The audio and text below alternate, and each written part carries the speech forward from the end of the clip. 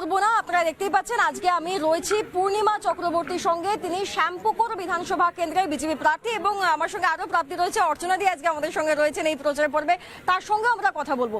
চলুন আমরা এই প্রচার পর্বটা এগিয়ে নিয়ে যাই। পূর্ণিমা দিকে দেখতে পাচ্ছি একদম চায়ের দোকানের সামনেই রয়েছেন। পূর্ণিমা দিকে চা খেয়ে প্রচার শুরু করবেন নাকি? আরে বাবা, ভালো ভালো আছেন, আশীর্বাদ করুন। হরি ওম হরি ওম হরি ওম হরি ওম। দাদা কি হবে এবারে ভোটে, কি হবে কি মনে হচ্ছে? কি বলবো আমি? আচ্ছা আচ্ছা, বিজেপি প্রার্থীকে পছন্দ আপনাদের? হ্যাঁ। পছন্দ। দিদিকে চেনেন? আচ্ছা আচ্ছা, ঠিক। যাই হোক, আমি আলোচনাটা শুরু করতে থাকি। চা পর্বটা যখন চলছে একটু চলুক, তার সঙ্গেই কথাটাও চলতে থাকে। দিদি, প্রচার পর্বে তো রয়েছেন, কি মনে হচ্ছে কি হাওয়া শ্যামপুকুরের? পরিবর্তন হবেই, মানুষ সিদ্ধান্ত নিয়ে নিয়েছেন। যেইভাবে শ্যামপুকুর বাসীদেরকে দীর্ঘদিন ধরে ঠকানো হয়েছে, তাদের স্বপ্ন নিয়ে খেলা হয়েছে। একজন নারী বিকাশ মন্ত্রী, শিশু কল্যাণ মন্ত্রী, শিল্পমন্ত্রী, হ্যাঁ শিল্পমন্ত্রী এমন যার নিজের পাড়াতেই কোনো কাজ নেই, নিত্য সাজগুজ করে শুধু রিবন কাটা, উত্তরীয় পরে, মালা পরে ঘুরে বেড়ান। না, কিন্তু আপনি যে এই কথা বলছেন, শশী পাঁজা 2011 সাল থেকে এই বিধানসভা কেন্দ্রে বিধায়ক হিসেবে রয়েছেন, 3টে টার্ম, তারপরে এবার আবার 26-এ নির্বাচন, তাকেই ফের ভরসা করেছে তৃণমূল কংগ্রেস। তাই এতগুলো বছরে উনি কিচ্ছু করেননি। কাজ কি করেছেন সে এখানকার জনগণ ঠিক করে দেবে এই নির্বাচনে। তৃণমূল তলামূল তো চোর, গুন্ডা, দুর্নীতিবাজ সব কটা, জেল খাটা সব কটাকে টিকিট দিয়েছে। তো আমি এইগুলোতে যাব না, কিন্তু বিষয়টা হচ্ছে মানুষের যে সেবার বিষয়টা, যে একজন নারী বিকাশ মন্ত্রী যার নেতৃত্বে আরজি করের মতন ঘটনা ঘটে, সন্দেশ তার নেতৃত্বে ঘটেছেন আপনি বলছেন? হ্যাঁ, তার নেতৃত্বে। উনি নিজে একজন আরজি করের ছাত্রী, ওনার কি কর্তব্য ছিল না অভয়ার মায়ের পাশে দাঁড়ানো? ছেড়ে দিন, একটা মন্ত্রী হিসেবে উনি নিজের কর্তব্য পালন করলেন না। উনি তো দুকনের সন্তানের মা। কিন্তু উনি তো বলছেন যে অভয়ের ঘটনা দুর্ভাগ্যজনক ঘটনা, আমরা কখনো এটা অপোজ করছি না। দুর্ভাগ্যজনক ঘটনা সবাই বলেছে, বুকে আগুন, চোখে জল নিয়ে রাস্তায় নেমে রাত জেগেছিল। আপনি কোথায় ছিলেন? আপনি কোথায় ছিলেন?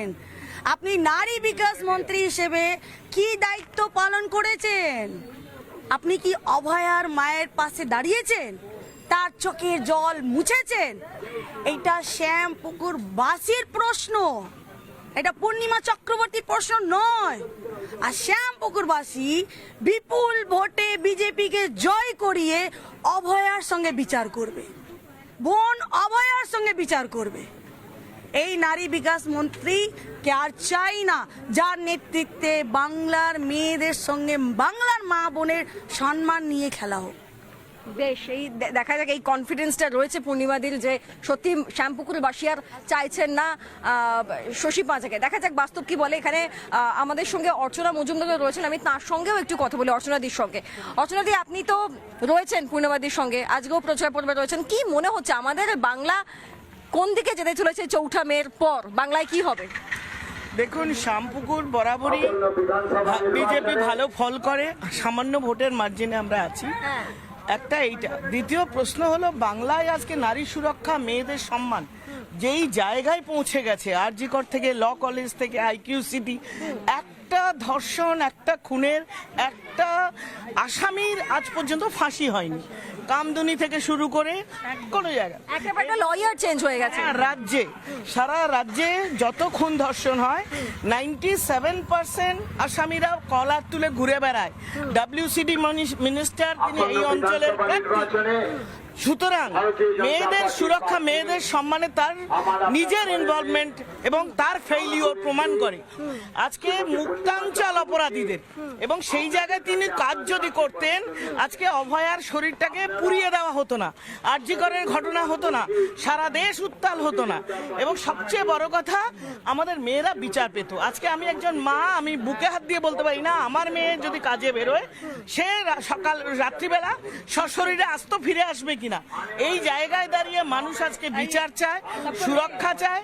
ছেলেরা আজকে শিক্ষিত, বাইরে কাজ করছে, তারা তাদের চাকরি চায়। কলকাতা পশ্চিমবঙ্গকে আবার আগের জায়গায় ফেরত নিতে চায়। যেই ধার দেনার মধ্যে আজকে বাংলা ডুবছে, সেই জায়গা থেকে বাংলাকে ফিরিয়ে এনে আমরা সোনার বাংলার যে প্রতিজ্ঞা আমাদের প্রধানমন্ত্রী, সেই জায়গায় দাঁড়িয়ে আজকে আমরা মনে করি যে পরিবর্তন মানুষ চাইছে। বিজেপি যা চাইছে তার চাইতে মানুষ নিষ্কৃতি চাইছে। সুতরাং এই শামপুকুরে কোনো অবস্থাতেই। নানা ধরনের কন্টেন্ট দেখার জন্য লাইক করুন, শেয়ার করুন আমাদের ফেসবুক পেজ, সাবস্ক্রাইব করুন আমাদের ইউটিউব চ্যানেল। পাশাপাশি অন্যান্য ব্রেকিং নিউজের জন্য অবশ্যই চোখ রাখুন রিপাবলিক বাংলায়।